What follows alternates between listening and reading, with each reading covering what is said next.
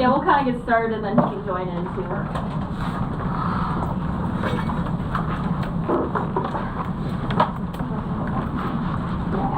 Okay, so we're going to hand out, they're just little like half sheets of paper. Basically covers the gist of what we're going to talk about.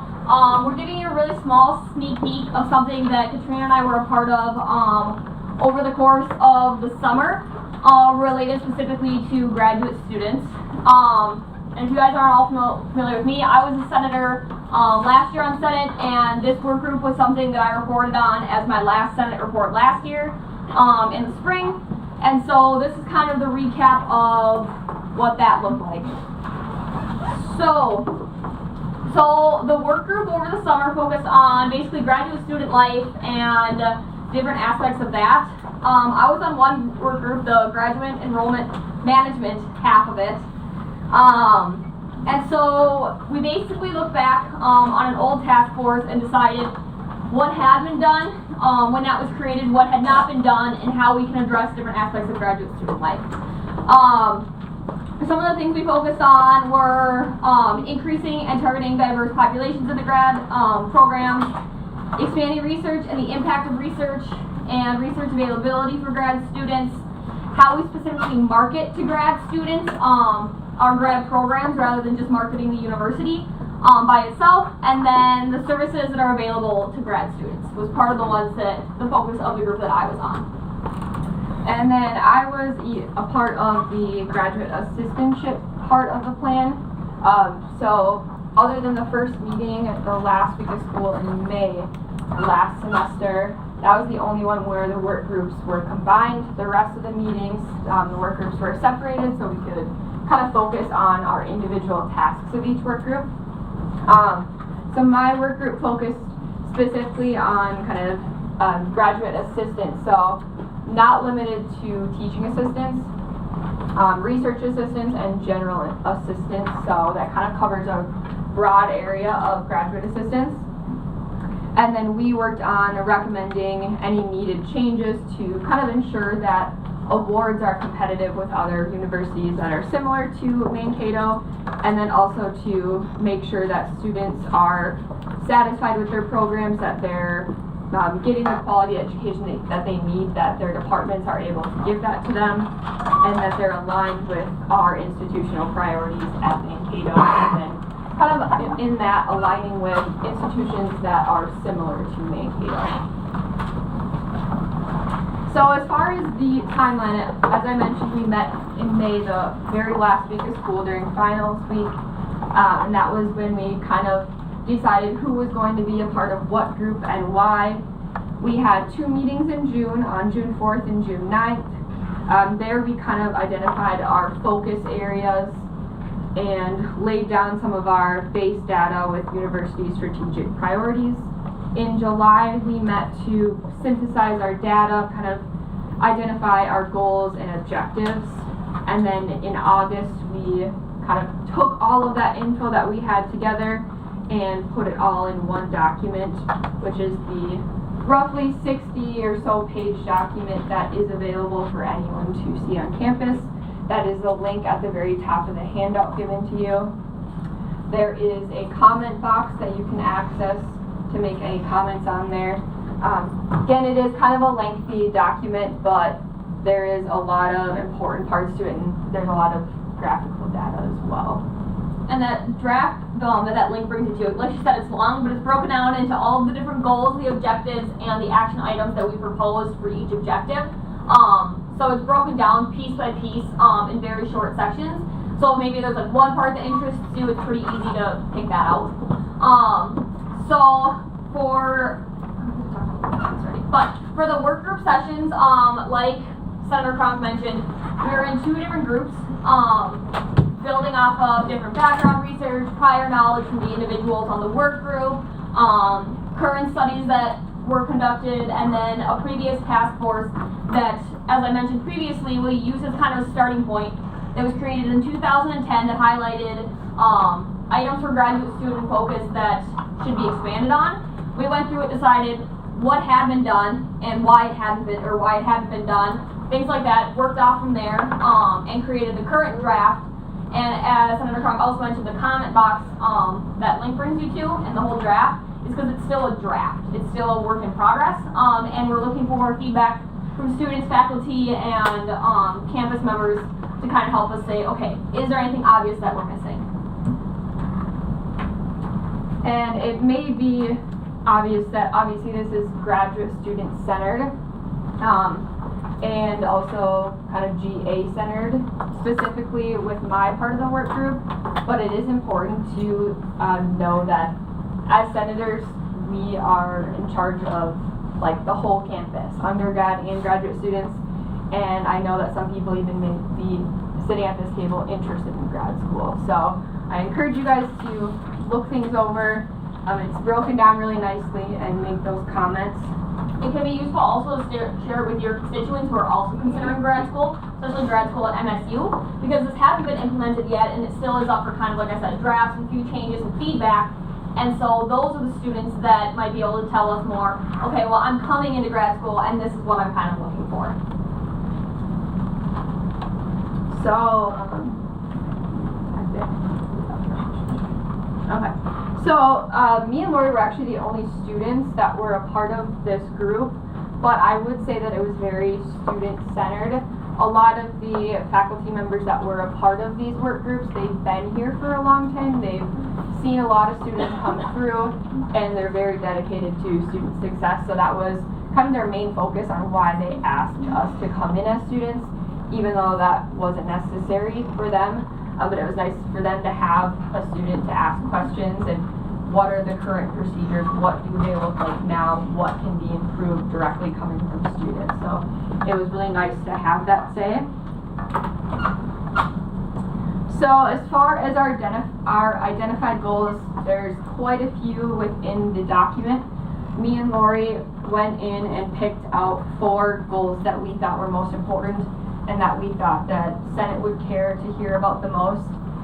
The first one is GAs complete an online university orientation program developed by the College of Graduate Studies and Research in consultation with graduate coordinators. So as of right now, there's actually no process for, no official process, I should say, that GAs have to complete any type of orientation. Now I realize some departments have a wonderful process for TAs, GAs, assistants in general, research assistants, and they do have that in place for their department, but as a university-wide thing, that is not actually a process right now in place. So that's kind of what that goal is about. The second goal is about GA stipends. We recommend that they be reviewed every 3 years at minimum, beginning in fall 2019, to ensure that GAs are compensated adequately and competitively. So again, there is no practice in place for stipends to be reviewed. This year there was actually a stipend increase, and that was the first one in like 20 years or so that I know of. So it had been a long time. Obviously, yeah, now for our department it could be different, but over time the cost of living goes up, the cost of school goes up, so it's important that these stipends are reviewed not only for student success, but also to be competitive with other similar universities. And then the third goal relating to GAs was, and this one is kind of specifically, we thought about MAVRIK Adventures when we were taking this one into account. I know that that program needs a summer GA, and right now there is currently a 3-credit summer requirement. So we are recommending that that be kind of thrown out, or if it is not thrown out, we propose that an additional 3-credit tuition waiver be provided to those summer GAs so that they're able to help out their departments, but they don't have that financial burden to take those 3 credits. The last one on there is the continuous improvement cycle that includes the regular evaluation and assessment of graduate student satisfaction with their graduate education, as well as retention data. So again, like I mentioned previously, there's, when it comes to marketing, advertising, there's a lot about the university undergraduate programs, and there's not a lot with graduate programs. There's not a lot of kind of focus on retention of graduate students, mostly because so many graduate students are online students. they tend to get kind of lost. And online students were a big center of discussion during this work group. How do we reach them? What can we do to make their experience better? How do we keep them interested in pursuing their degree at our university? And these are just short little, these 4 goals that are on the sheets we gave you are short little tidbits of the document, but the ones that we thought might either be most relevant to you or relevant to your constituents so that you can share it with them. The link on there again brings you to the whole big draft of them, and I highly recommend checking it out. If you, any of your constituents, anybody you know are interested in providing kind of in-person feedback or asking more questions, there are going to be 2 graduate student open forums. While they are called graduate student open forums, they are open to undergrads. If you are interested in grad school at all, interested in grad school at MSU, this might be very beneficial for you. There are 2. They're on your sheet as well. The first one is next Monday, October 8th, in this room from 2 to 3. And the second one is Tuesday, October 16th from 4 to 5, also held in this room. So that gives you an opportunity to have some time to look through the draft, see what you think, leave some comments on the link, and then come ask questions, give input, feedback, tell your constituents that it's going on, whatever the case may be. But so that's pretty much all we have for you today. And again, everything we gave you today was a summer's worth of work. So it just gives you kind of a little glimpse into what we've been doing and what we've been up to. And so I highly recommend checking out that link to see more in depth of the things that we came up with. And we can stand for questions, as well as Chris Mickle and Steve Stoynoff, who are here, and they were part of the work group. Chris, I know, did a lot of interviewing this summer, so I just want to thank you again for that, Chris. They put in a ton of work into this. So thank you both. The floor is open to questions. Senator Whitty. Thank you for presenting. Right now, how much do graduate students get stipend? Like, is it all graduate students make this much, or is it dependent on the No, it depends on the department. It also depends on if it's a full-time or a part-time position. There is sometimes tuition waivers, there's sometimes stipends, and the stipends are dependent. Okay. I mean, I guess I can speak specifically for comp studies, and that's for the 2 semesters. It's a total of $10,000 for the school year, and that's also taxed. So, I don't know if that gives you an estimate. Does that answer your question? Yes. Follow-up question. Go for it. Is there another university that you may be looking at to like compare to like how we can be more competitive? Yeah, there was a ton we looked at actually.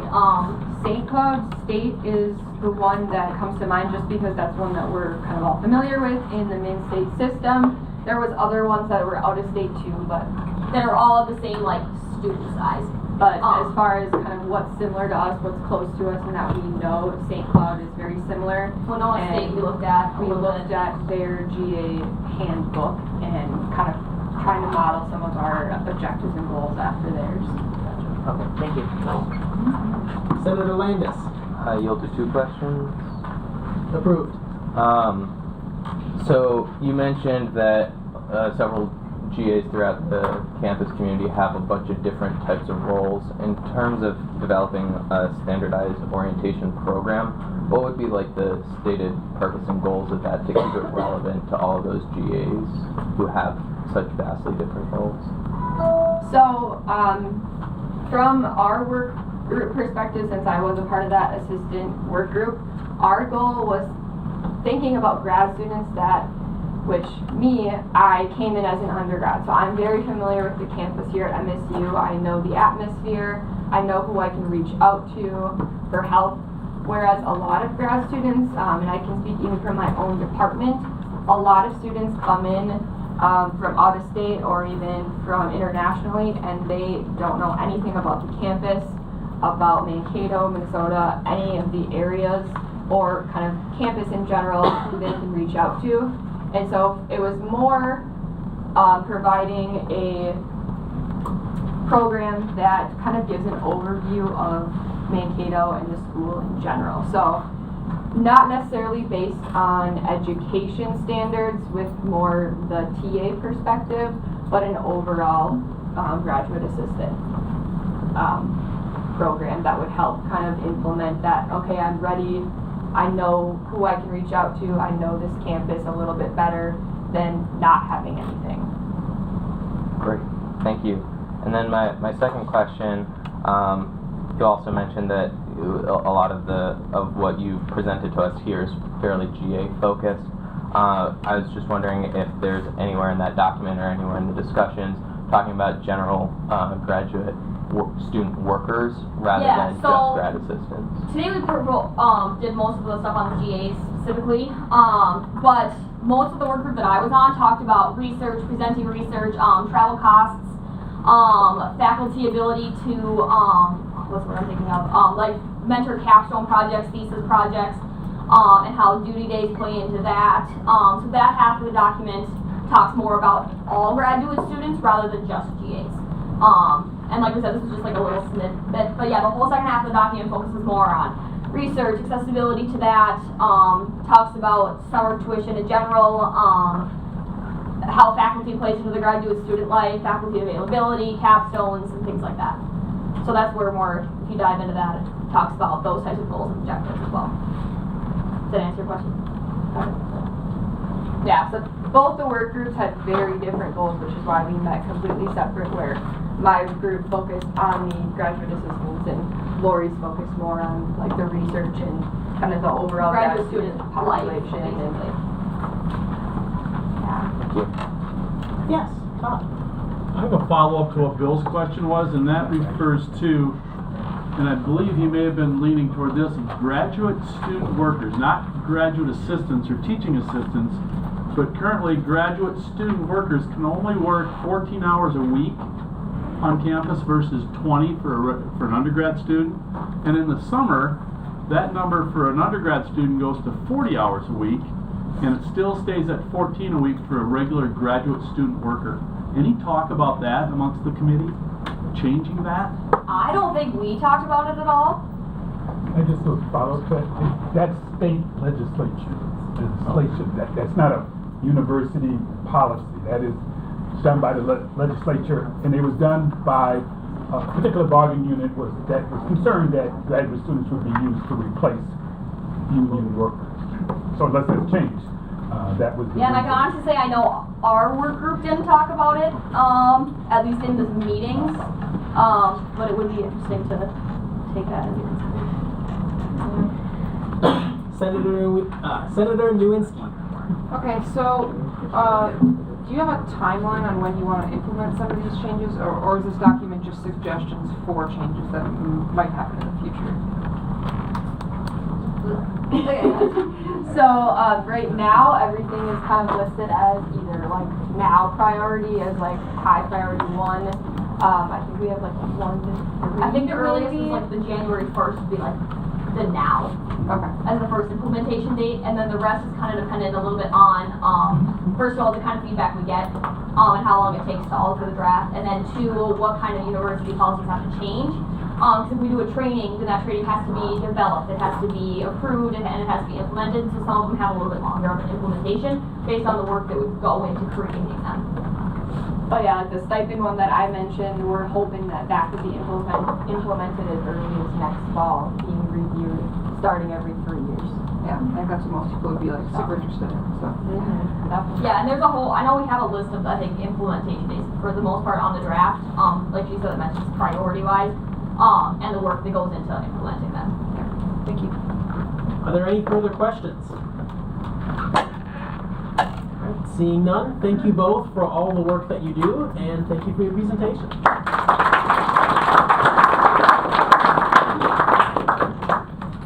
Alright. We will now move into open forum. Is there anyone here to speak for open forum?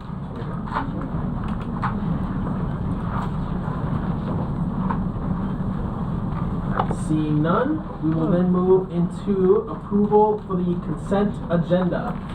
Is there any dissent to approving the consent agenda? Seeing none, the agenda has been approved.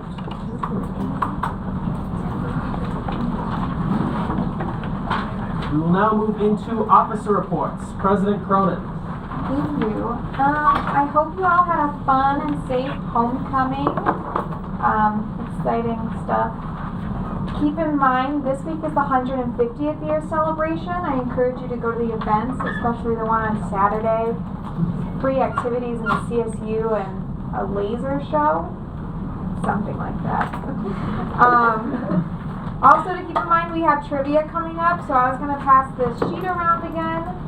Sign up if you are able to attend. It is during our Senate meeting, so since you're here right now, you should be able to make it. And I really want to win. You know? Second thing I'm going to pass around is the Student Government Meet and Confer sign-up sheet. So if you weren't here when I talked about our last Meet and Confer is a monthly meeting between student government, senators, and leaders with President Davenport's cabinet, and it's an opportunity for us to give updates from their end and our end. It's next Thursday, October 11th, from 11:30 a.m. to 1 p.m. There's lunch, so there's food. And I think the senators who went last time really enjoyed it, right? Yeah. So I'll send this around again. If you do sign up, please make sure that you are able to attend. Otherwise, if we don't hear from you that you're not coming or you write your name down and you don't show up, we kind of wait for you a bit. And so if you can make it, make sure, or if you sign up, make sure you can make it. Yeah, I'll pass that way. Some Students United updates. This week, the Fund the Dream Scholarship goes live. So last year, an initiative from Students United was to provide assistance for DACA recipients. So we have a scholarship eligible for those recipients. So if you know of anyone or if you are one, I'd highly suggest going to the Students United website and applying for that scholarship.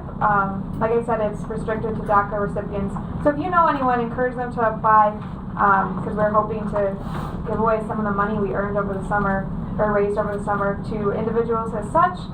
Also, we're still looking for campus committee members for the Students United. So if any of you think you might be interested, the positions are legislative affairs specialist, PR specialist, diversity specialist, and one other one. But we're sending out information about it tomorrow. So if you think you might be interested in working more with Students United, let us know. And then the last thing, so some of you may know the director of Title IX, Cynthia Jordan, left over the summer, and there's an interim director right now, Linda Alvarez. But we are starting the search for a new director of Title IX, and we need one student representative. So if you or you know of someone that might be interested in participating on that search committee, send their name or your name my way, because they are looking to start that committee up soon, and we want to have an individual appointed by the end of the semester, January time.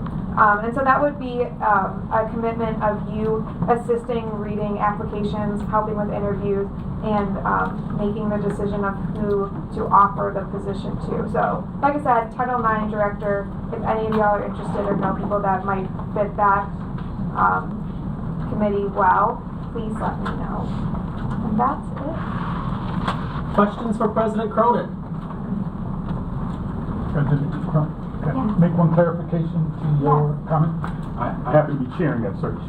And all search committees' responsibility is to recommend strengths and weaknesses of candidates to the hiring official. And in this case, the hiring official is the president. They don't recommend who to hire. That's a little technical kind of language there. Thank you. Any questions? Seeing none, thank you, President Cronin, for your report.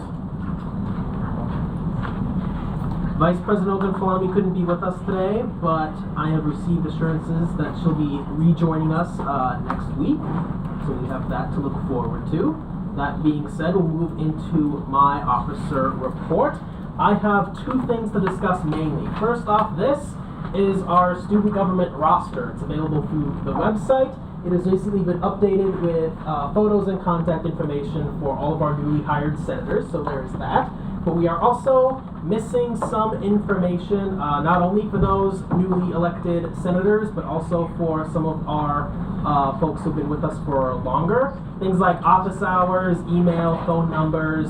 It's left blank on here. I'm going to send this around, and if you could just quick take a look at your name to see if there are any blank boxes next to it, and if you could fill those out now, that would be great, especially those office hours. You are required to have one of your 3 office hours a week at a consistent time and location. So make sure to write that down. If I don't see it on there, I'll reach out to you to rectify that. So we want to have that done. And in addition to that, we are also needing to get running on senator reports. So I was sitting in my office the other day, kind of crunching the numbers on the progress that we've been making. We're over a quarter of the way through the semester now, and we've done 1 senator report. So, we need to get through 59 more before the end of the semester. So, I have a sign-up sheet here. If you signed up for a senator report before, your name will be on here. You each need to do 2 of them. So I'm going to send this around. I have a cap on each day at 9 for each regular meeting and 3 for trivia, and then we're doing kickball, dodgeball, something like that. Those will be shorter meetings, so we have less spaces open for that. But everyone needs to be signed up for at least 2 senator reports. Well, 2 senator reports. In the future, if you're, for whatever reason, not going to be at the meeting that you're going to do your senator report at, or you want to change the time or whatever, because we're kind of getting into it's kind of getting tight as far as finishing all these senator reports are concerned, you're going to have to switch with someone who was registered for a previous time. So if you want to change it from week X to week whatever, you're going to have to switch with someone who was signed up to give that report on that week, so that we can have the same amount of people going for senator reports each week. Does that make sense? Alright, so I have those 2 things going around. Make sure that you fill out both as they go. Are there any questions for me? What's that? Yes, 2 senator reports on that sheet. Those have spaces for all of the Senate meetings that we have remaining this semester, so you need to be signed up twice. Your name should be on that sheet 2 times. Are there any questions for me? Alright, seeing none, that concludes my officer report. We will now move into senator reports. Senator Landis, you are first. I'm not leaving, I swear.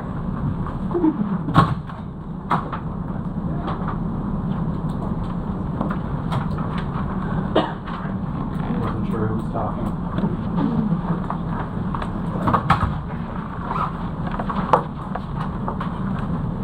Oh no, I have to sign back in. Who knows how long this will take. While we're waiting for Senator Landis, I wanted to make a quick announcement and thank Dr. Henry Morris for joining us today. He's the Dean of Institutional Diversity and our Dean of the Week. So thank you, Doctor, for joining us.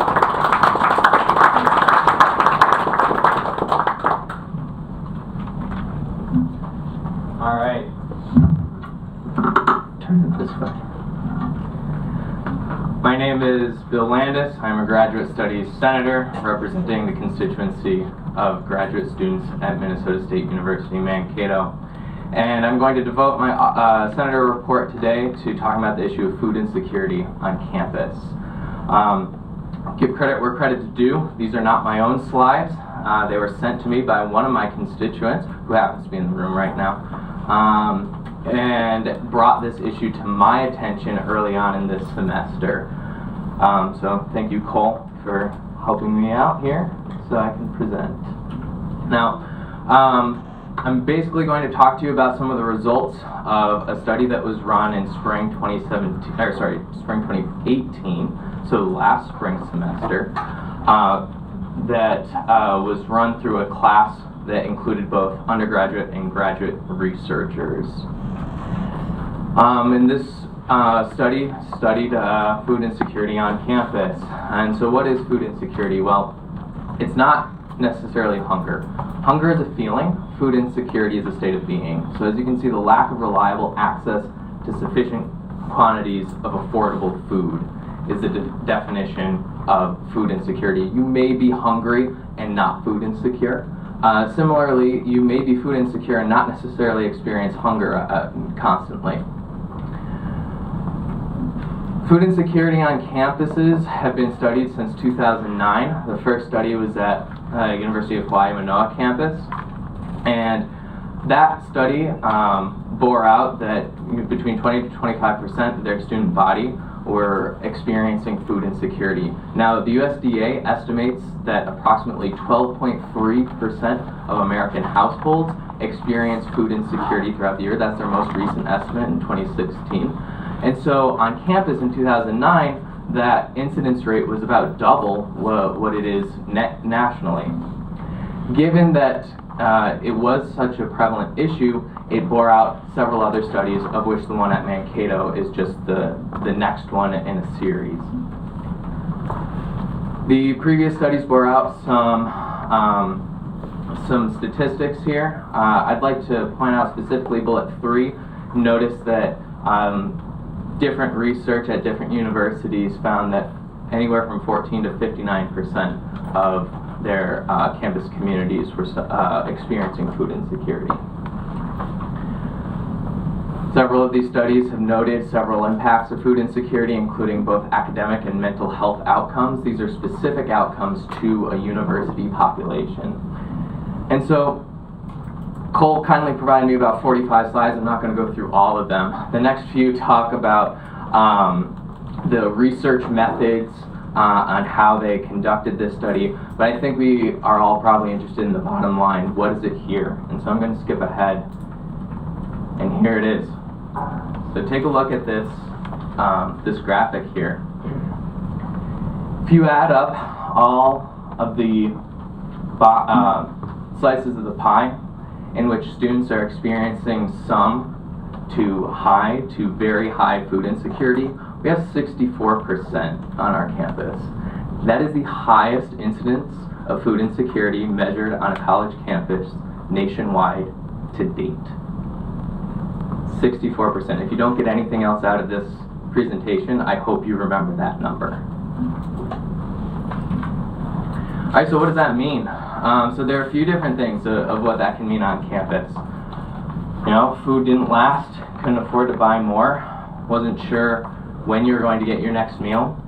If you look down to 8%, that's roughly 1 in 12 students went without food for an entire day, and not by choice. And when we say 1 in 12, looking around the room, that's 2 or 3 of us. All right. You may have noticed on one of the previous slides that there are some racial implications with food insecurity. So here they are on our campus. The longer the yellow bar, the more likely you're well fed.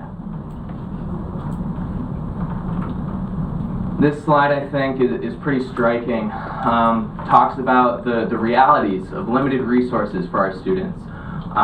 As students experience more and more food insecurity, they have to make tougher and tougher decisions about whether to pay for food or pay for school or pay for housing. And you can see 81% of our very high food insecure population is choosing between food and housing. You know, they're not necessarily, they're making the choice to pay for school. They're here, they're paying for school, and they're using the choice that they're making between their extra money, whether to buy food or pay rent.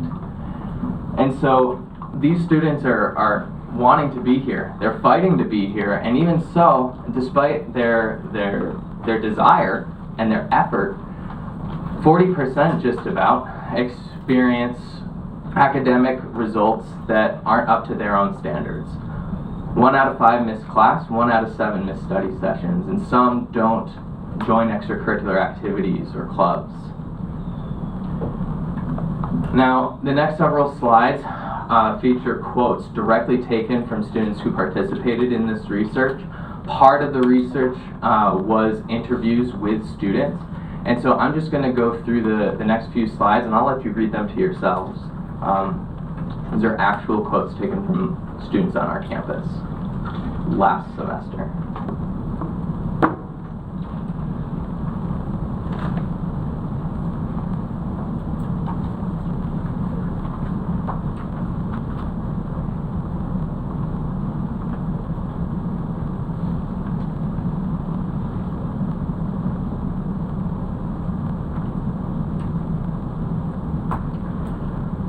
Now, I've went through roughly 20 slides. There are roughly 20 more. They don't all have quotes like this. But what's the purpose right now? Well, I'll tell you that the entirety of this presentation has been presented to the President's Cabinet. This is something that some people at this university are already making moves on, and some that have been working on this issue kind of in the background for a very long time.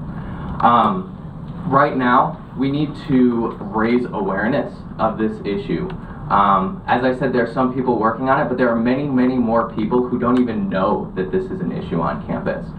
So right now, my Senator report, I'm devoted to talking about this issue. Moving forward, I would encourage the Senate to strongly advocate for our constituents' basic needs.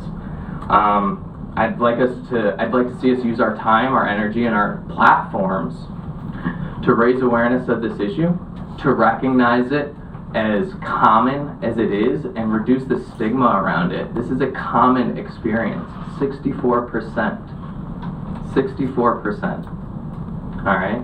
This isn't something that anyone needs to struggle with alone, thinking that this, they can't take advantage of resources or anything like that. We need to increase the conversation and the educated conversation around this issue on campus. And finally, I want us to be ready to support ideas, support initiatives, anything from easy to implement to very difficult, and to put our support behind them when we can see an opportunity to reduce food insecurity on campus.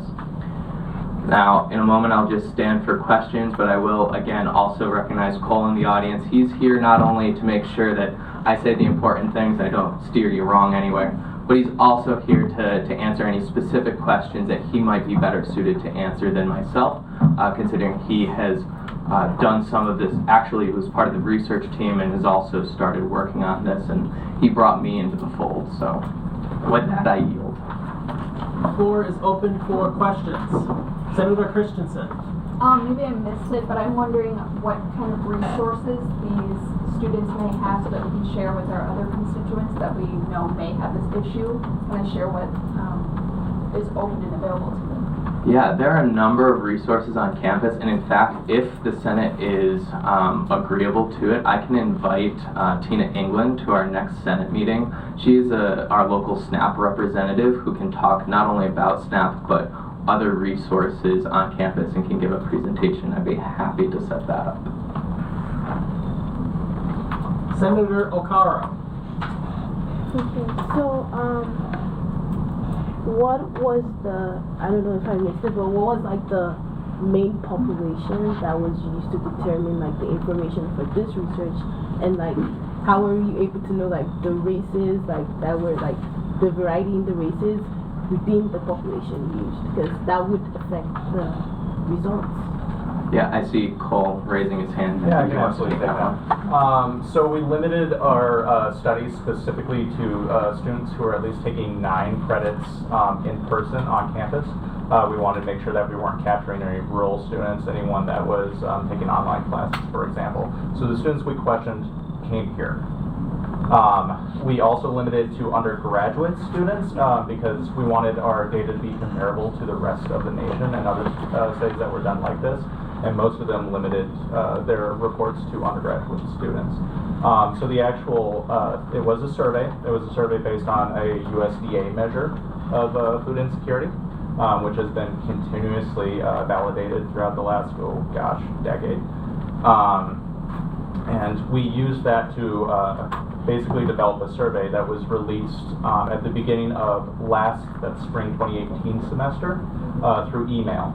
The email itself was sent out randomly to about 2,100 students.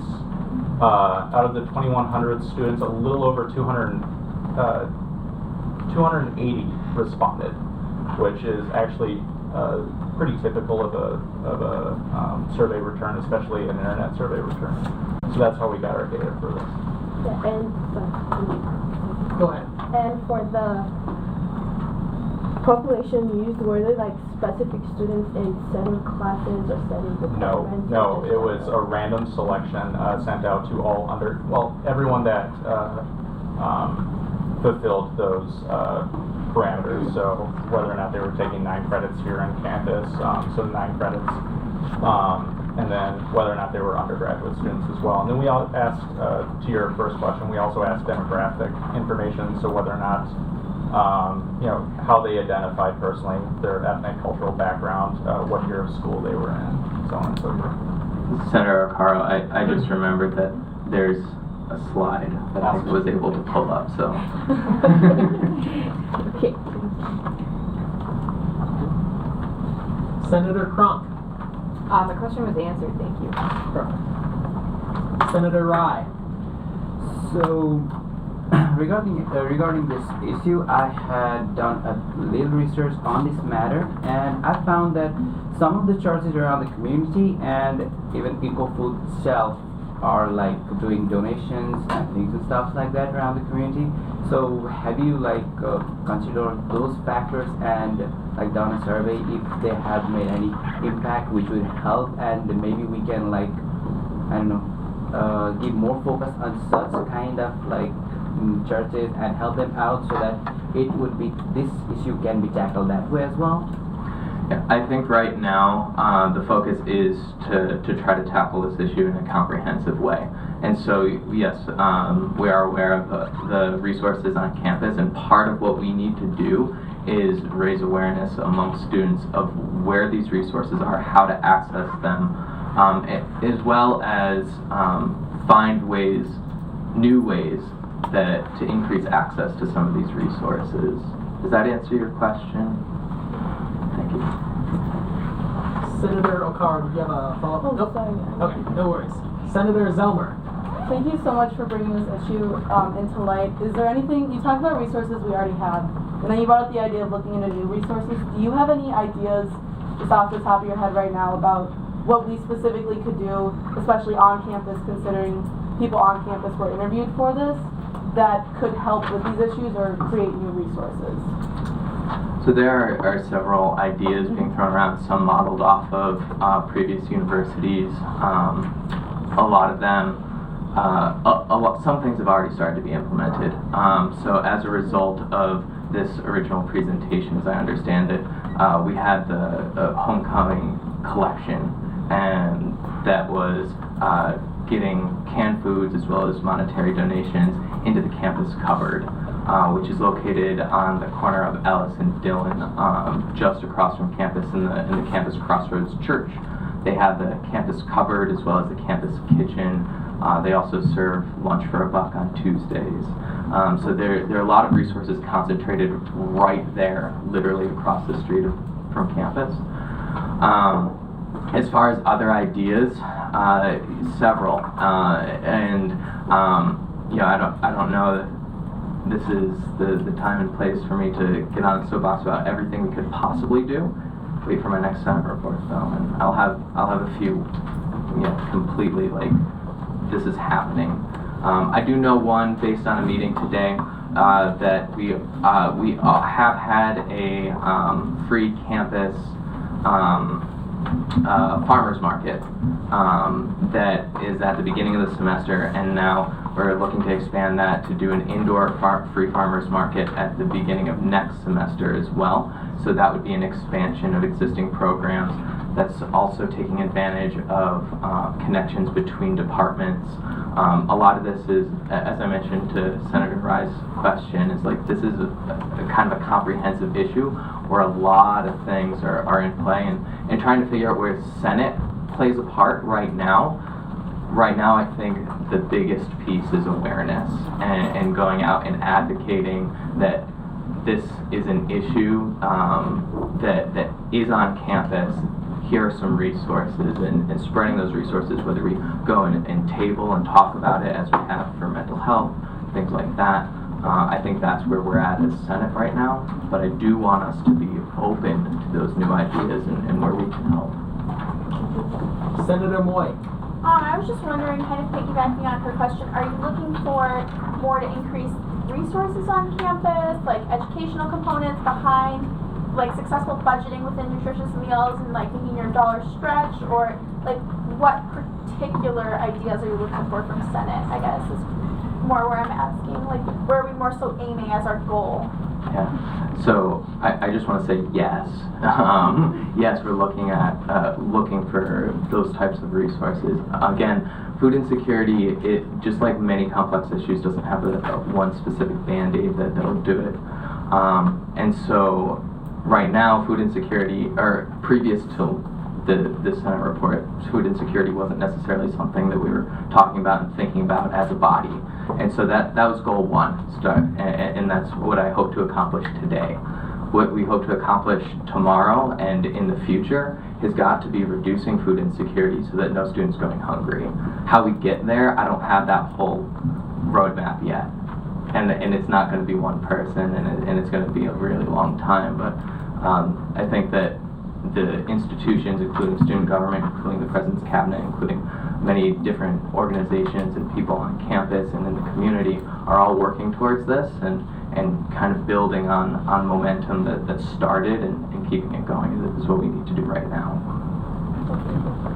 Senator Christensen. I'm hearing awesome things, by the way, so thank you both very much for bringing this to our attention. Maybe I missed it, but I'm wondering what the next step is. So I know that you have goals that you want to accomplish, and there, you mentioned something for next term, but is there anything sooner than that? I'm just kind of wondering a timeline, kind of what's to come. I think something that we can easily do is something, as I mentioned, we can be advocating about this issue, talking about it, using our platforms, not just in this meeting, but tabling in various places. Cole has several resources, posters that we could print and put up around campus. Does that answer your question? Like in the immediate future, these are the sorts of things that I think that we can do and should be doing. Dean Morris. Yeah, I just want to share. I sit on the President's Cabinet, and there was a group that was put together after that presentation. It's something the university has been working on and knew about for a long time. The study brought it to more detail, and there's a group working together to figure out some of these answers and begin to figure out some of these solutions. Because there's also a connection between food insecurity and homelessness. And so they sometimes walk hand in hand in terms of those. And those people that have both are in a double whammy trying to be successful here.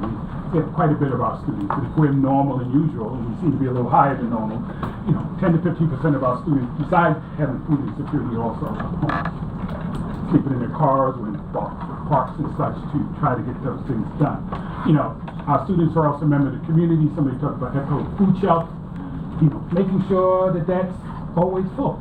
They run out of money for food at the end of months in other places. We have, I think it's Campus Kitchen. I think we still do Campus Kitchen on campus, which is another way where the people at the university work with restaurants for unused food to allow people to use that they would normally throw away because they have to, but they're allowed to do it this way. So there are lots of ways that they could do it. And the university in itself is looking at policies that we may be doing in general that may be causing some of this food anxiety, particularly around charges we have, and one of those things with people needing to make choices, talking with your local representatives about affordable housing, so people don't have to make big choices between food and having a place to live. One of the policies the university changed about 2 years ago was the fact that, some of you may remember this or not, that we used to remove students from the board plan in the middle of a semester if they owed money on their board plan. we stopped that because we felt that that was exacerbating that problem of food anxiety. So we are looking as an institution at policy, practice, procedures that we would do. But I would also encourage you, when you talk to your colleagues, and your friends, and whatever else, see if there's some common themes out there and bring it to somebody who might be able to get it, and then we can begin to look at things that the university may be doing that is not helping students around food insecurity. Senator Mitchell. So in November there is a National Hunger and Homelessness Awareness Week that the Community Engagement Office and Student Activities does a lot of programming with that. Have you considered working with them to help bring awareness? Yeah, absolutely. So I mentioned there's a little meeting this morning. It's an unofficial gathering of people who are interested in this issue, and one of those people, the person who convened the meeting was Karen Anderson in the Community Engagement Office, and so she's directly involved, and she's one of those people that I was referencing has been working on this for many years. Yeah. Senator Thompson. Are you guys considering sending out another survey to keep the information current, or to see what it's like now, as compared to when you guys sent out the survey in spring 2018? I'm not sure that there's any push to do that right at the moment. I think that the data that we have right now is still very fresh. It's fairly unlikely that things have changed drastically in the last few months. All right, I think we have pretty thoroughly discussed this issue.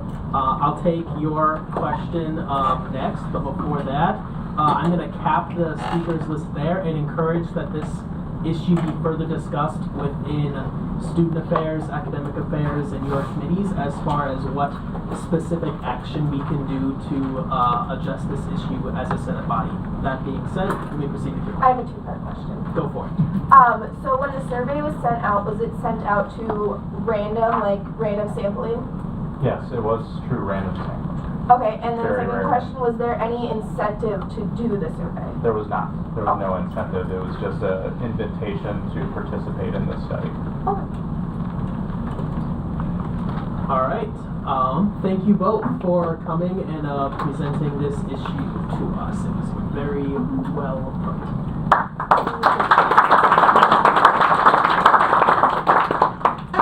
All right. Our next senator report will be from Senator Akintan.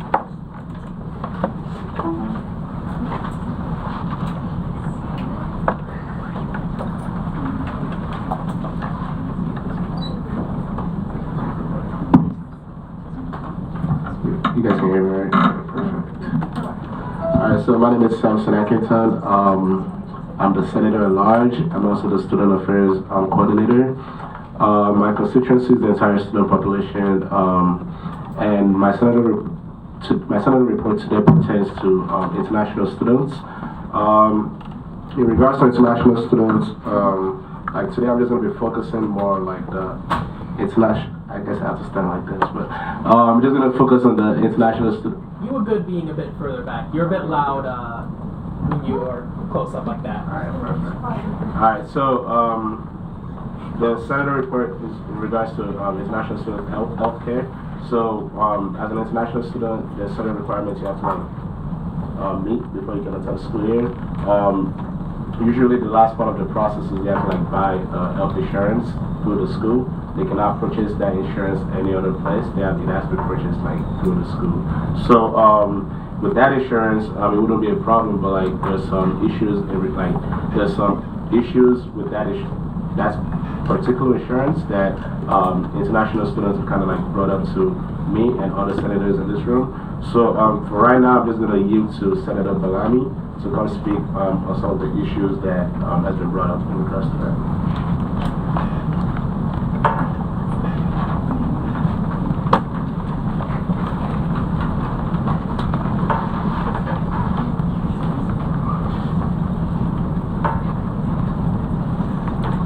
Hello everyone, thanks for letting me speak about it.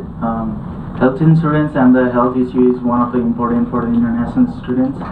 Just to let you know some backgrounds from the internationals, we have a different cultures. Like we totally sometimes like we depends upon the fathers, the parents, and they let us lend us the money and like we choose the university. We choose first of all MSU is because like we have a lot of resources and we think that we have a best insurance and all those things. But when you come up and like hear and like see, it's on the daily, on a yearly basis, it's increasing and like increasing yearly and without too much of, without a support like insurance which insured us. Like for example, I have one incident right now. With his consent I'm saying is, but I will not mention his name here. But my friend was here diagnosed with skin cancer and the first stage, and he come up with the Mayo and every clinics, and he said that they said that hey, your insurance doesn't work. So it's something like now in my head it pops up why it is not like you are paying those money and like why is it not like giving some like a financial aid like insurance something recovered, but they haven't recovered yet and he is having a financially problem and he don't want to share with his family because that's very life-threatening for him too, and it's very hard for him to tell to the parents too, and because his parents is also very bad to the heart diseases and might be causes some consequences there. So something that and something like for example, if you go to student health service, you are only covered for the if you have rashes, if you have cough. Well, it can be like solved in the remedy, like homemade remedy. You have more cost, and it will be shared like just $2 or $3. Who cares? I can pay $2 or $3, but for those life-threatening ones, why it is not covered, and like why only the Student United Healthcare? Why not other? There are a lot of if particularly that insurance cannot be like cannot give a secure insurance to us, then why not any others? There's an options for us to go and grab that health insurance, even though if it's like cheap, and if it's mentioned that hey, I want like do this coverage, they will like they will know at beforehand that hey, this will not cover, but that's something like goes to the international who particularly take that. That my concern was, the mainly concern was why not the international students have a freedom to choose their own insurance, not only why only like United Healthcare. That's one of the questions, not only me, not only the international, it's all over the I haven't done so much of research, that's my because homecoming was near, but I think I'm gonna go through all the surveys for the international students, particularly on what part of people are so much suffered of. So I think that will be also next to my own agenda to the student affairs too. So it's something like I want all the senators to be a part and be a team as a one and help me and our senator to raise a voice about it. So yeah, that's the issue I wanna mention that about it. Thank you.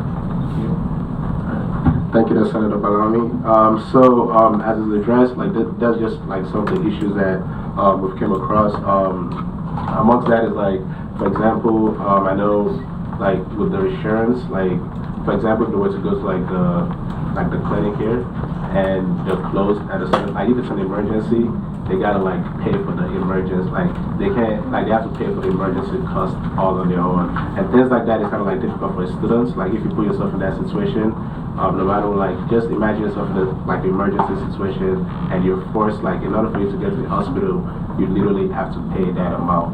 Like so, just things like that. I brought this up to Senate because like right now it's something that we're working on in student affairs. I'm on like, so like if any other senator like is really interested in the issue and you want to like sit in our meetings, we're definitely welcome, even if you're part of academic affairs. So with that, I yield to questions.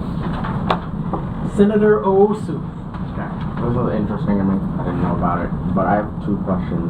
First and foremost is like, is this something that is a government policy that the school is following, or is this the school policy?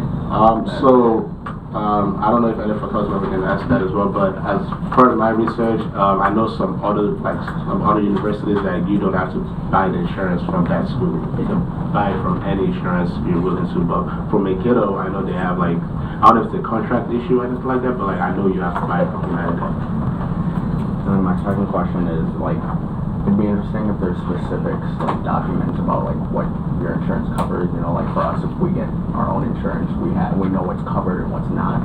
So is that information provided to you guys when you? Exactly.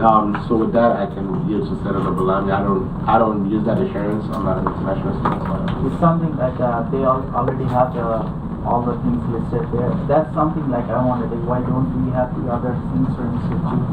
Like they have, we are bounded. You know, either way I cannot like pay for the both insurance. You know, something like I'm paying this much and this much. If there is like, if it's freedom for like to choose others, then yeah, like I will choose others, but I don't have any options rather than choosing the United Care. That's what I was bounded, and me and my rest of the international students are bounded. That just makes me wonder real quick, is there a problem with if you went to who cares about that policy, you just went on your own? Is it that is something like, no, we cannot do it, it's a policy. Yes. Dean Morris, go for it. I will ask Connie Dahlman, who's the interim dean, to come to a meeting, and she probably, from the university's perspective, a good person, knowledgeable person, to talk about the pros and cons of why this is done. And it is a system policy, not necessarily a federal policy. And it was done from the university's perspective, a good reason. Doesn't mean it's working out that way. To ensure that students had insurance. But that, for a long time, was a problem around students coming here and not having insurance, and then causes some particular problems with the health care system. So I don't want to go into great details about it, but I think maybe inviting Annie Dolman here, she can give you some of the more details of the policies and what it covers and what it doesn't cover and reasons why it's in place. Todd thinks that. I think it would be important to also invite Wendy Hsu, the Director of Student Health Services. I believe she could answer that question directly. President Cronin. Senator Adedeji. Before I ask my question, I'm just going to respond to his question. What you wanted to ask, or what you asked was that, do students get on the insurance the information of what is covered? Actually, they don't. Yeah. But yesterday, the international office posted, they brought someone from the UCSHR to talk to students, and that was like the first time in a while they did that. So students don't know what's covered on the insurance, and a lot of people engage in stuff that they wouldn't have if they knew what was covered and what wasn't. I have a friend who plays for the University of Rugby. I'm sure he wouldn't have played for the team if he knew that if he got injured, he wouldn't be covered on the insurance. So he has to fork out $500 now to pay some premiums and stuff. Anyways, my question is that I spoke with, because I've had a problem with this issue, and I spoke with Senator Naim, who was a former senator, and he said previous governments have been talking about this and nothing has changed. So my question is, what are you going to do different? How is the Student Affairs Committee going to work with the international office to do something different to make it work this time? So to answer that, I mean, obviously like Dean Morris said, this is like, it's not a federal issue, so it's something that definitely can be fixed. It's a system policy. So like, to answer that question, plain honest, is just to work with the people in this room, to work with the faculty members that come to this room, faculty members like Wendy Hsu, like they mentioned, people like that use our resources, and then work with the international students, like the international office as well, and then just try to like, I mean, I can't guarantee that something is going to come out of it, but I'm willing to do everything I can though to make sure that done. Senator Nowinski. So, healthcare is something that is probably going to be a long, hard thing to change, just considering there's so many moving pieces. Would you guys be open to maybe putting in like an advocate position in the meantime so that people can understand like their healthcare better? Like have someone who's an advocate like between the international students and this healthcare company just to explain things better before you can get this policy changed or removed or whatever. And to answer that, definitely, obviously, I was actually planning a meeting with Wendy Shu as well. That was part of like the process for me. I just wanted to deliver this to the Senate first, and then kind of like get you guys' opinion about it, and try to like get you guys informed about the issue, and then that way I can. So Senator Balami is actually his plans is doing it in this report as well, in the Senate report, and I can also do the follow-up report in my report as well. Okay, cool. Literacy is a big deal. Senator Chaiti. Thank you so much, Stephen. Just to clarify, and it's my like personal experience that I have been going through, and I have the research that our insurance doesn't cover 100%, but it covers 80%. So last semester I was sick, so I was been to emergency, and my bill came up to 12,000. So if it's 80%, still I have to pay. I'm almost like 4,000, and I had to go to the health insurance like the office, and I had to talk to them, and they have been like holding my account, and I had the card. I showed them to the hospital. Still, they didn't give me the insurance like the 80% off. And then the another thing, like if you go to emergency, it doesn't cover either. Yeah. So these are things that it's really, even though if you call ambulance 911, for example, if you're dying, that day I was literally dying, I was gonna call 911, then I think like, oh no, I can't call 911 because I have to pay 2,000 almost. It's like 1,500 something. So these are things I really request to our all senators that if we can come up with something, it's really need to. And another thing that it's like, I don't know if it's a state policy or our school policy. I was transferred from New York State, and I was in LaGuardia Community College, and we didn't have any like mandatory that we have to take insurance from school. I took from outside, and it was covered like at least my half of the eye and half of the dental. So if we can come up with this thing, that will be really helpful for all the international students. Even I had my nail taking off from health service, they charge $200. Like what I'm paying for, actually. If I get in something else rather than my fever or anything, I have to pay. So I would just request everyone, if we can come up with it, that would be really great. Thank you. Senator Rai.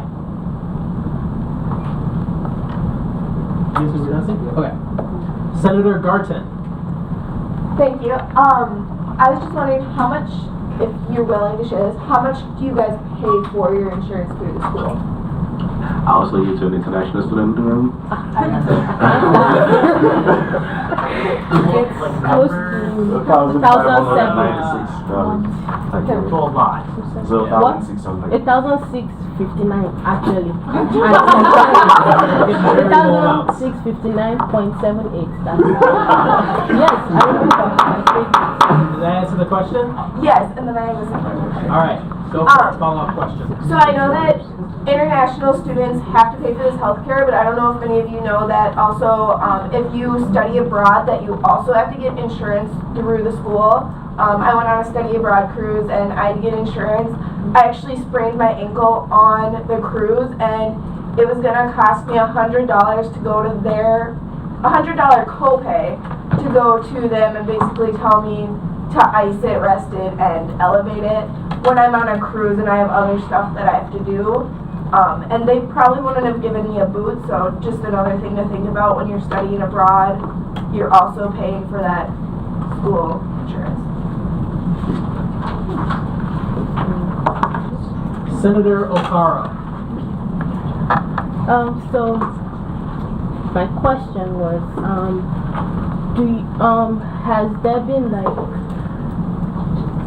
kind of like research like kind of done to see and to also know why this rule has been put in place to kind of have us make use of this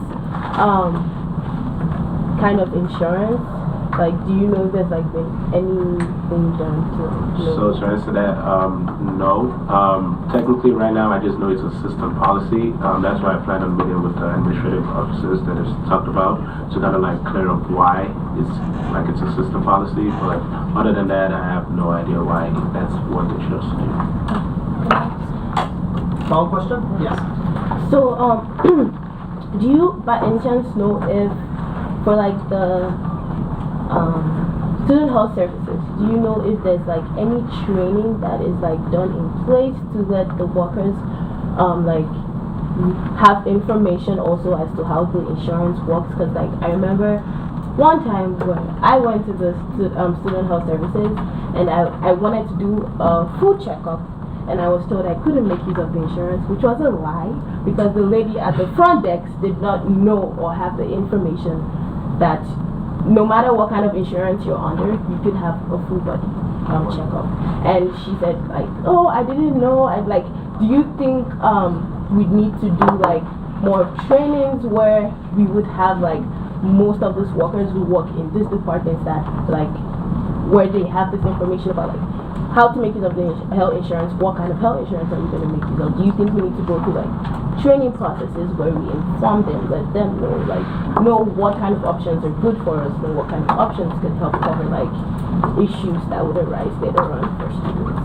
Alright, so to answer that, the process for me right now is to work with, like I said, to work with people in this room, to work with the committee, and then also to work with like the Student Health Services Committee, because there is a committee on that. So I plan on working with them as well to kind of like that would be a great option if that's not already been done, like a training for like the workers and things like that. So like right now I don't know if there's any training being done. I don't think so, but if there's not, then that's something we can definitely implement within our committee. Alright, and just going forward, I don't want to devalue any personal stories, but we're getting a lot into very sort of specific questions, which I think is more ideal for the committees. So if there are any further points or questions that wish to be made, let's keep it broad, informational, that sort of thing. John, did you want to add something? Yeah, that is exactly what I was going to say. This is a student affairs matter, student life issue, so I would take it to the student affairs committee is what I would suggest doing. And part of the reason for that is that healthcare and insurance is a very complex issue. None of us in this room are expert or underwriters on this. What I do know, and when I think about some of the things that you're all talking about in terms of cost and what's covered and all that kind of stuff, it's kind of like car insurance too, where the more coverage you want, the more you're going to pay. So that's part of the reasons to think about in terms of your premiums and what you actually pay for a policy. If I want to be covered when I back into one of those columns in the parking lot, that's called comprehensive coverage. I have to pay more for that. Okay, and so the more you want covered in an insurance policy, the more expensive it's going to be. And so those are questions that I can't answer in terms of the structure about the health insurance policy that's purchased here. Great question for Wendy Shu. This issue has come up probably about every other year for the past 6 to 8 years. There are always questions, and there are reasons why they do it. It's a matter of that explanation not being familiar to anybody around this table. So I would suggest taking this to the Student Affairs Committee and getting some questions answered. And Wendy would be probably more than willing to come to one of those Student Affairs Committee meetings to have a discussion about this. So. And that being said, if there are no further points or questions to be had, I'm going to go ahead and close the speakers list. Alright, perfect. Thank you so much for your Senate report. Alright, that concludes our Senator reports. Old business, new business. We will now move into announcements.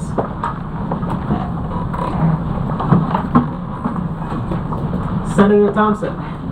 Yes, here we talk about this every single week, but it's going to be done after this week because there's the bike ride on Friday. If you guys still want to sign up, there's a few more spots left.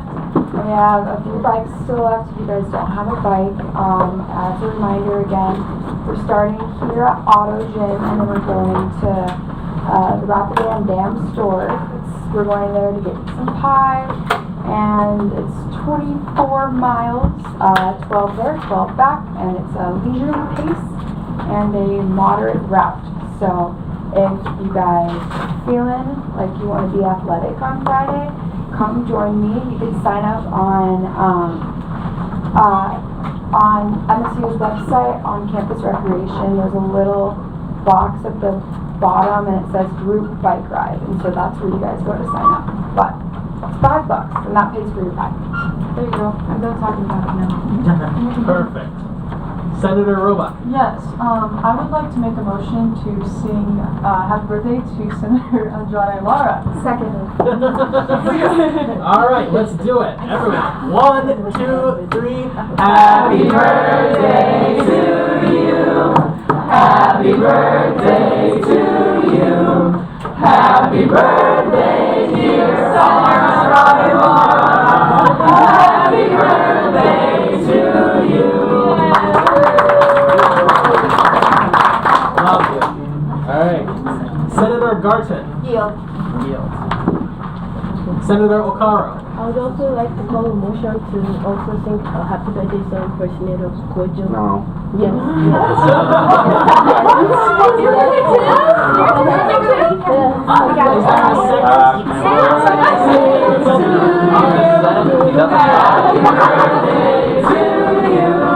Happy birthday, dear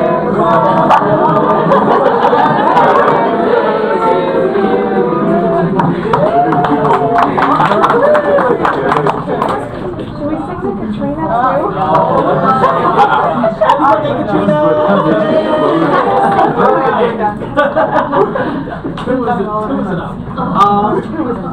John, yeah. Thank you. I'm going to put on my student activities employee hat right now, too.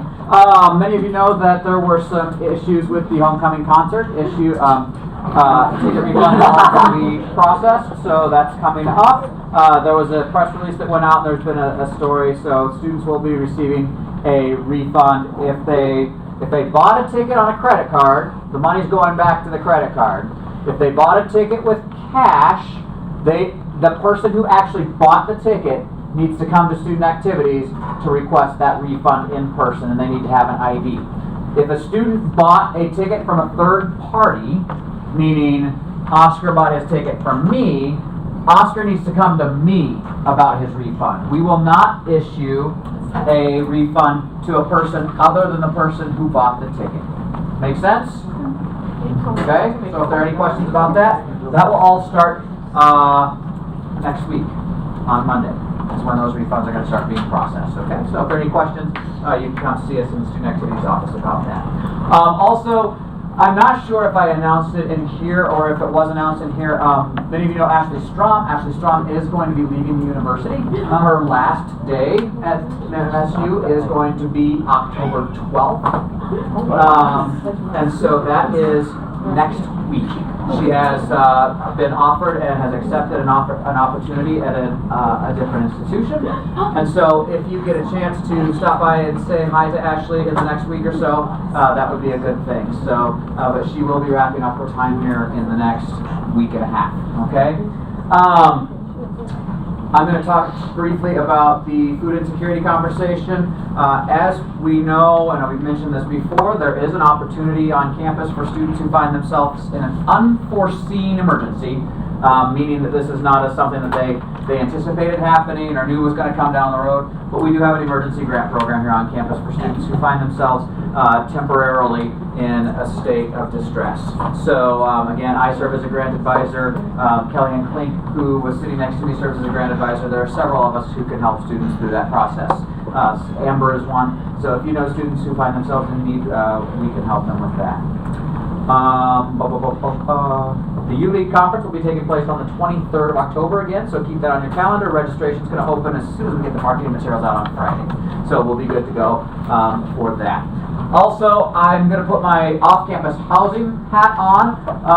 It seems like we just started the semester, but folks, next week is literally midterm. Okay? So next week is week 8. Late October, early November is typically when students start considering their housing options for next year already. If you live off campus, you're going to start to see renewal notices from your property managers mid to late October. The first housing fair of the year when we have the property managers on campus to talk about what they have available, will be on Election Day, Tuesday, November 6th, 10 to 2. I also have a presentation that is available to be given for groups of people who want to talk about the housing search process, okay? This came up last year. I'm willing to do that if you happen to be part of an organization. If you're a CA or you connected with RHA and you'd like to have me come and talk about this with people who are going to be facing this for the first time, I can do that. So if there are questions about the search process, you can let us know in student activities, but then Tuesday, November 6th, 10 to 2, the first housing fair of the year. Senator Silva. So we have CSEP Involvement Fair going on next Tuesday, October 9th at CSU Ballroom from 11 to 1 p.m. So feel free to join us. We will have our shows tabling and we also have a lot of giveaways and pizza, so everyone can join us. Senator Chaiti.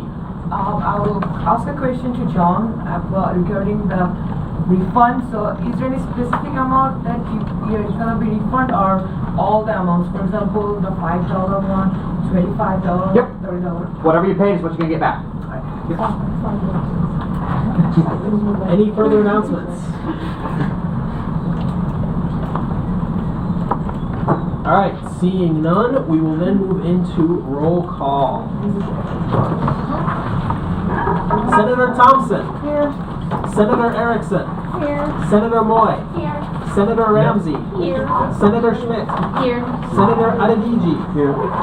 Senator Owosu. Here. Senator Andrade Lara. Here. Senator Crump. Here. Senator Landis. Here. Senator Nowinski. Here. Senator O'Brighty. Here. Senator Silva. Here. Senator O'Caro. Here. Senator Christensen. Here. Senator Akintan. Here. Senator Whitty. Here. Senator Chaiti. Here. Senator Sajal. Here. Senator Bolani. Here. Senator Garton. Here. Senator Sampson. Here. Senator Moeen. Senator Mitchell. Here. Senator Rye. Senator Zelmer. Here. Senator Hoysack. Here. Senator Roebuck. Senator Albright. Senator Lambridge. Here. President Cronin. Vice President Ogden-Palami. Alright, thank you all. See you next week. Senator Bolani. Senator